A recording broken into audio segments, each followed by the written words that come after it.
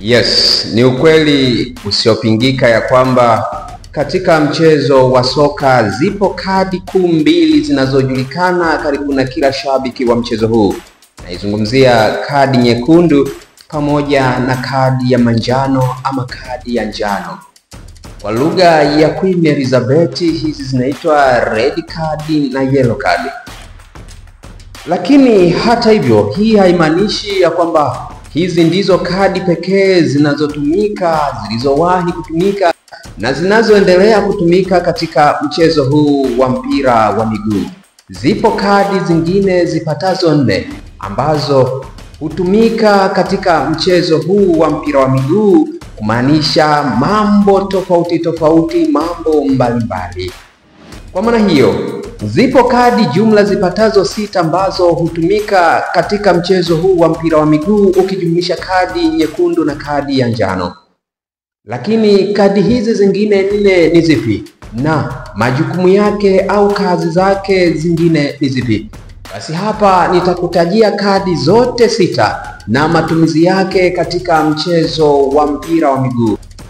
Yes, ni huo mchezo wa mpira wa miguu na utazama, huenda hujawahi kushuhudia hizi kadi zingine, lakini zipo na zinatumika katika mchezo huu. Ungana nami twende pamoja, tuanze kuangalia kadi moja baada ya nyingine. Basi tuanze na kadi ya manjano au kadi ya njano ambayo hii hujulikana zaidi. Kadi hii inatolewa kama onyo kwa kupinga maamuzi ya mwamuzi, kuendelea kuvunja sheria uwanjani, kuchelewesha kuanza tena kwa mchezo au kupoteza muda wa kurusha mpira kona au free kick. Mchezaji anaendelea kucheza akionyeshwa kadi ya njano, ila akionyeshwa kadi 2 za njano katika mechi moja, mchezaji huyo hupewa kadi nyekundu, kwa maana ya kwamba hutakiwa kuondoka uwanjani. Hii ni kadi inayojulikana zaidi na mashabiki wa mchezo huu. Kadi namba 2. Kadi namba 2 ni kadi nyeupe.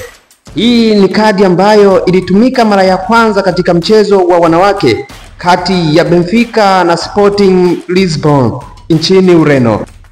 Hii ni kadi iliyotumika kwa malengo ya kupongeza tabia njema uwanjani.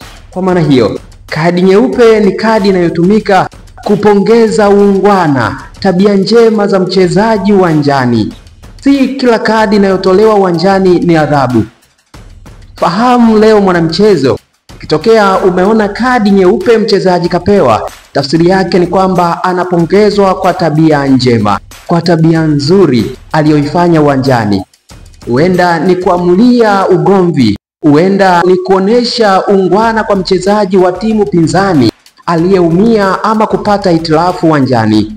Basi ufahamu ya kwamba tunayo kadi nyeupe ambayo kazi yake huwa ni kupongeza tabia njema za wachezaji, na kwa mara ya kwanza ilitumika nchini Ureno kwenye mechi ya wanawake kati ya Benfica na Sporting Lisbon. Kadi namba 3. Hii ni kadi ya kijani. Kadi ya kijani ilitumika kwa mara ya kwanza na CONIFA. Hili ni shirikisho la soka lisilo na uhusiano na FIFA. Hii ilitumika kuadhibu makosa madogo kama kupinga mwamuzi au ubadilishaji usio halali.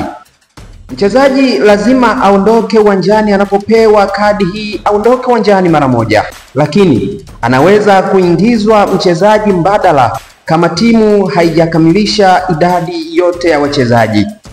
Hii ni kadi tofauti kidogo na kadi nyekundu ambayo mchezaji akipewa hutakiwa kuondoka na asirejee tena uwanjani. Lakini kwa kadi ya kijani mchezaji akipewa, basi timu yake ina uwezo wa kubadilisha na kuingiza mchezaji mwingine mbadala ili kuziba pengo la mchezaji aliyeondoka uwanjani. Ila aliyepewa kadi ya kijani hutakiwa kutoweka uwanjani mara moja, na kama timu itakuwa na upungufu basi ataingia mchezaji mwingine badala yake. Hiyo ni kadi ya kijani. Kadi nyingine mwanamchezo ni kadi ya blue. Kadi ya blue ilitolewa na IFAB kwa maana ya IFAB Hili ndiyo shirikisho linalotunga sheria zinazohusiana na mchezo wa miguu duniani.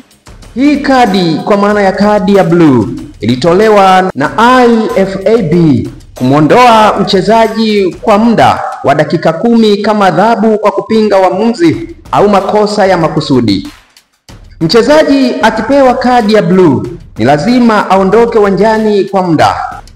Hata hivyo, Rais wa FIFA Gianni Infantino amekataa kadi ya bluu kwenye ngazi ya juu, akisisitiza umuhimu wa kuendelea na utaratibu na maadili ya mchezo huo.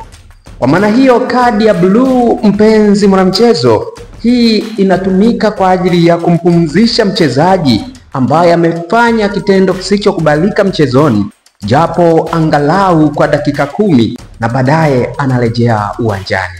Hiyo ni kadi ya bluu. Kadi nyingine ni kadi ya pinki. Yes, kadi ya pinki. Kadi ya pinki ilianza kutumika rasmi katika mashindano ya Copa America mwaka 2024. Kadi ya pinki huruhusu timu kumtoa mchezaji aliyejeruhiwa kichwani na kumwingiza mwingine bila kuathiri idadi ya mabadiliko, huku daktari akilazimika kuwasilisha ripoti ya matibabu ndani ya masaa 24. Kadi ya pinki, mwanamchezo, ni kadi ambayo inatumika kama timu yako mchezaji wake atajeruhiwa kichwani, basi timu hiyo itaruhusiwa kumtoa mchezaji huyo mara moja na kuingiza mwingine, lakini hii haitahesabika kama sehemu ya mabadiliko. Kama mabadiliko ni wachezaji 5, bado timu iliyoingiza mchezaji kwa maana ya mbadala wa aliyeumia kichwani itakuwa bado na nafasi ya kuingiza wachezaji wale wale wanaotakiwa kwa taratibu za mashindano husika. Na kadi ya mwisho, kwa maana ya kadi ya 6, hii ni kadi inayojulikana zaidi katika mchezo wa soka. Naizungumzia kadi nyekundu. Kadi nyekundu inatolewa kwa makosa makubwa kama vurugu, kucheza vibaya ama kumchezea mpinzani vibaya kwa makusudi, kutemeana mate uwanjani na mchezaji mwingine au mtu mwingine, au kuonyeshwa kadi ya pili ya njano katika mechi hiyo moja. Mchezaji anayepewa kadi nyekundu anatolewa uwanjani mara moja na hawezi kurudi tena katika mchezo huo. Timu inakuwa na wachezaji pungufu kutokana na kutolewa kwa kadi nyekundu. Aidha, mchezaji aliyeonyeshwa kadi nyekundu anapigwa marufuku kucheza mechi 2 zitakazofuata baada ya mchezo huo aliopewa kadi nyekundu.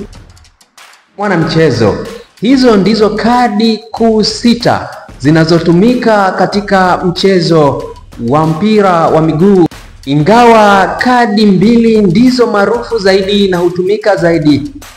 Naizungumzia kadi ya njano au manjano na kadi nyekundu.